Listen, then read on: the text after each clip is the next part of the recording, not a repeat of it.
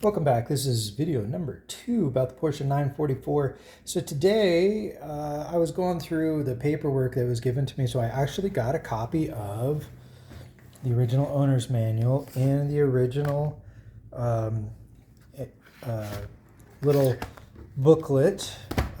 It's got a little Porsche emblem right there. You can just see it. Also got the warranty cards for, well, it's part of the window sticker. For some reason, somebody kept the mileage guide but didn't keep the entire window sticker, and that's odd. I got the Blaupunkt SQR audio radio owner's manual, the warranty service manual, and it's got the original dealer's information. This was bought in Washington, PA, and I've got some of the original information here. And this is really cool. If you buy old cars, getting some of this information is really neat. Now, of course, it's not everything, and I wish that there was more information in here. This looks like it got a little bit of maintenance from the dealer, and then we kind of lose all maintenance records. So I've got maintenance records to May 6th of 1987, done at Dawn Galbraith Motoring in Malvern, PA, where they renewed the cam timing belt at 24/127. Then we lose everything. There's just really no service records. All of these, it's great to get some receipts here and there, but all of these receipts, these are just parts receipts. So I know somebody bought the parts, and what's really interesting is I haven't found anything in here that shows that somebody drove it more than 26,000 miles. We might actually be looking at a 26,000 mile car. None of this says like 85,000 miles on it. Like, I'm not finding that anywhere. Now, it's great to get receipts and stuff, but I'm telling you right now, I don't like what I've found. So far, I've found a receipt for a center force clutch. I've found receipts for some bearings, like engine bearings, camshaft housing seal, balance shaft bearings, standard. But this doesn't tell me whether it was done or why it was done. All of these are just parts receipts. Now I've got one receipt here from 2018 for press bearing. Yeah, great. I mean, that's so much good information.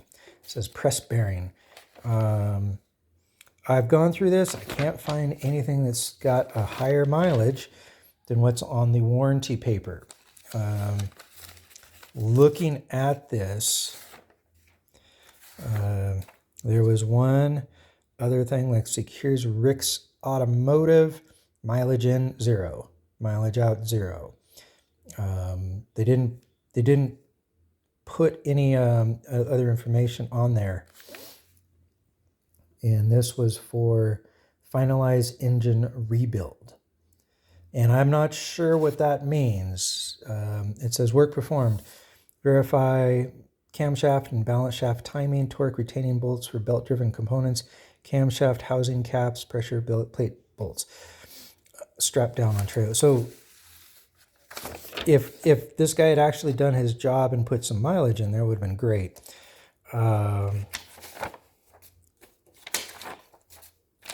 Nothing in here. So it looks like somebody did some camshaft timing job in 2018. I got brake pads and a caliper kit, power steering hose. Now, I also noticed that the power steering hose is not correctly installed. This looks like what you would get when you get a timing belt. So somebody bought a timing belt. Let's see. Here's power steering pump banjo seals. Those are usually little copper crush washers. An antenna. Okay, now this is like what you're really looking for. You want to find where somebody did some actual work. The odometer on this is 26 or 28007, and this is a towing company. So somebody towed to this car when it had 28007 on it.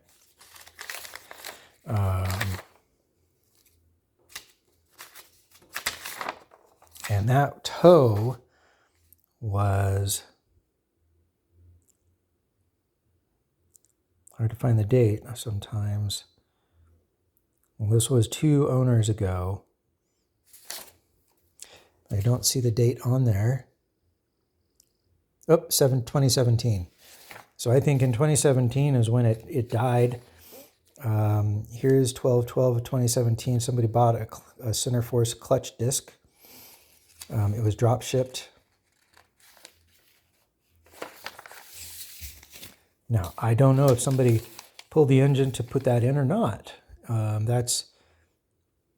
We don't know. And I'm going to have to check that part number and see if it's actually even a Porsche part number. It might not be a Porsche part number. It could just be somebody's random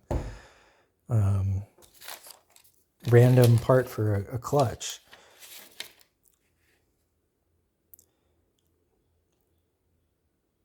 Somebody bought a front bracket for the air cleaner. And really, that's it. I've got the previous owner's name and address, but we don't have like any kind of service records, but we're going to go back out into the garage and I'm going to show you what I found today and what we're doing.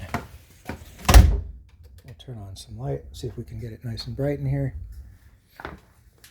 So the work today was just a couple things. One, this knob here had broken off, and luckily the parts were here. They were with the car, so somebody had already bought the parts, but they didn't have the right little retaining clip for this.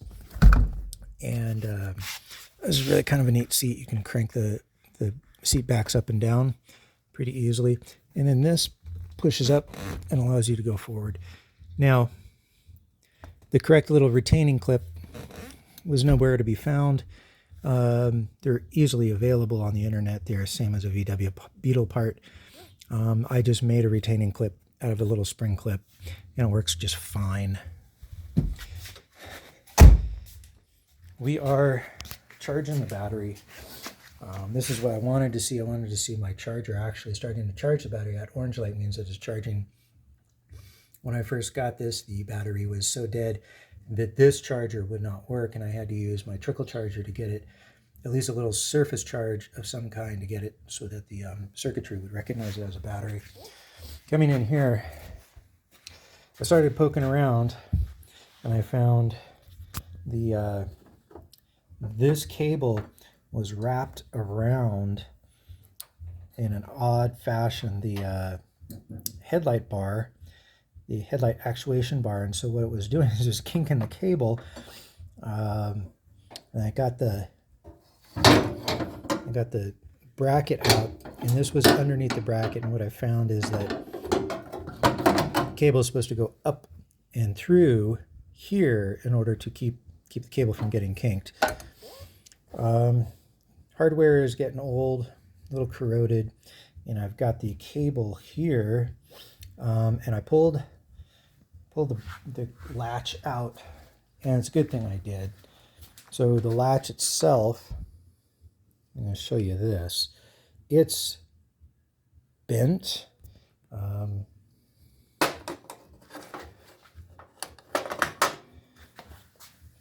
This part right here is supposed to be flat, and so I'm going to have to bend it back down. That will help with the cable length in there. Otherwise, it's in decent shape. The upper latch, I just went ahead and ordered another one. I did find the spring that goes on here, but looking at this, I was going to have to make the stud and the washer on the lathe. and I got on eBay and I found someone had actually redone these and did it for, they're like 40 bucks shipped. I'm not going to worry about that. I did get underneath here and start vacuuming, and I need to finish pulling off all of this gooey awfulness. Now the paint underneath there is just beautiful. So it's very possible that this didn't get overheated because the paint, especially like right over the exhaust, the paint's not damaged at all. So I'm feeling better about that. What I did notice is that down here, I'm going to shine a little light on it.